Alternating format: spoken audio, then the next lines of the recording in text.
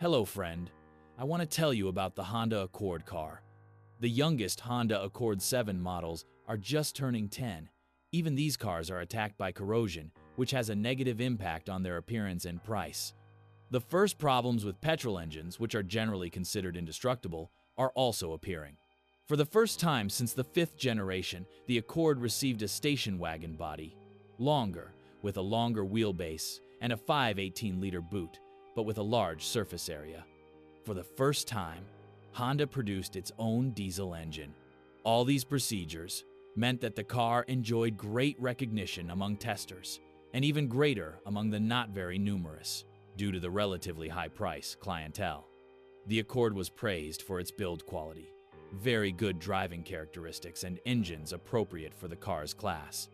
The most impressive was the 2.2 ICTD diesel, which develops 140 horsepower and happily revs to 5,000 revolutions per minute. However, let's take a look at the petrol engines, which are not as reliable as people think. First, however, a brief word on diesel. It is a very good engine, which I absolutely do not advise against, but the market shows that most Honda Accords are neglected. The cars also have massively screwed up odometers. The engine was installed exclusively in Hondas, so it is more expensive to repair than popular diesel units of this class. This is slowly changing, and in a 10-year-old or older car, a visit to the workshop may be required. In addition, the dynamics of this diesel encourages rough treatment. In my opinion, the petrol engine is the more sensible choice. Which petrol engine should I choose for the Honda Accord VII? There are only 2 petrol engines to choose from, but with adequate power and performance, and economical if the driver knows how to use their potential. They come from the same K-Series family, known for its reliability and high durability.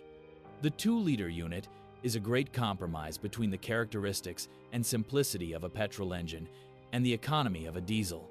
In addition, it has a favorable capacity in our country, whether for import from abroad or for insurance. If you do not expect sporty features, this will be the best choice for you. With a fuel consumption of 7 to 8 L, 100 kilometers, it will often positively surprise you. The 2.4 iVTEC engine can be recommended to those expecting good elasticity and acceleration. 190 horsepower is one thing, plus a flat torque curve, max.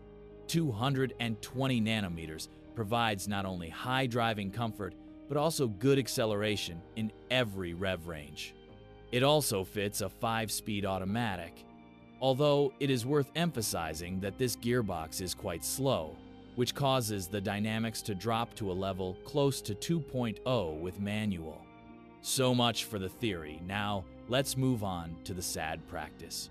The 2.0 iVTEC engine with the code K20A6, i.e. pre-facelift, was infamous for wearing camshafts.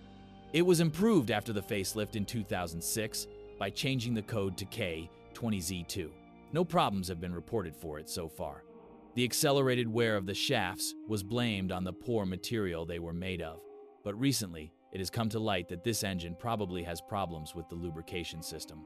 There are more and more cases of the piston rubbing against the cylinder surface during high-speed driving.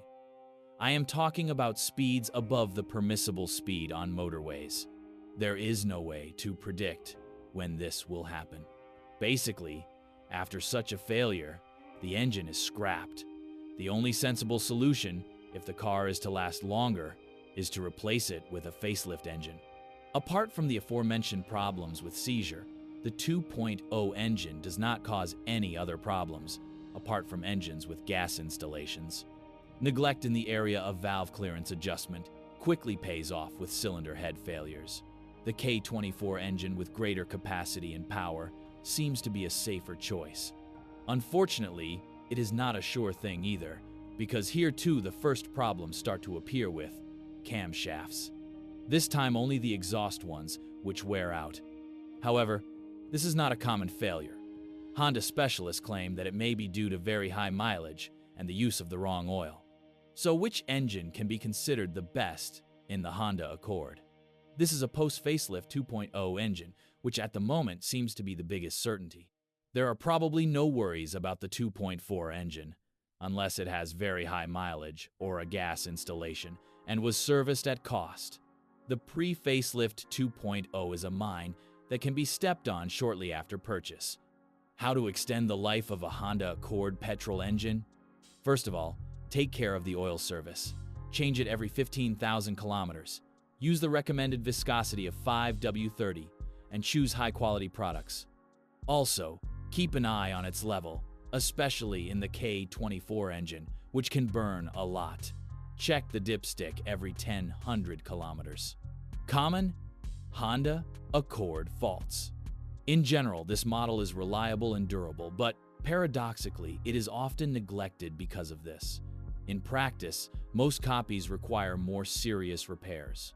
First of all, the brake and steering systems, seized calipers, lack of service, leaking racks, failures of power steering pumps and their lines. This is almost the norm. A fairly typical problem is the half shafts breaking. They corrode where the rubber vibration damper is mounted until they break.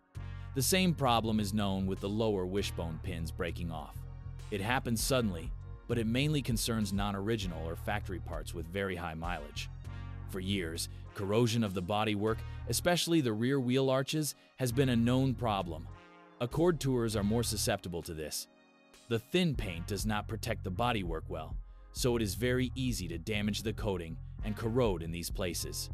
Add to this the steaming headlights and xenon leveling failures, and a subjectively poor image of the Honda Accord is created.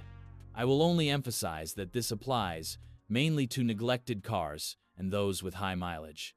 Is it worth buying a used Honda Accord with a petrol engine? Of course, and I would recommend it more than buying a diesel, even if the engine fails. For comparison, just replacing the dual-mass flywheel with clutch for the 2.2 ICTDI unit is a comparable cost.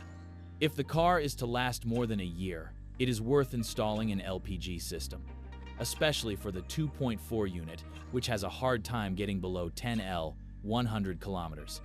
Even with low mileage, the system will pay for itself after about a year. Thanks for listening to me. Don't forget to subscribe to the channel and rate my video. If you know of any problems with this car that I haven't mentioned, be sure to write about them in the comments.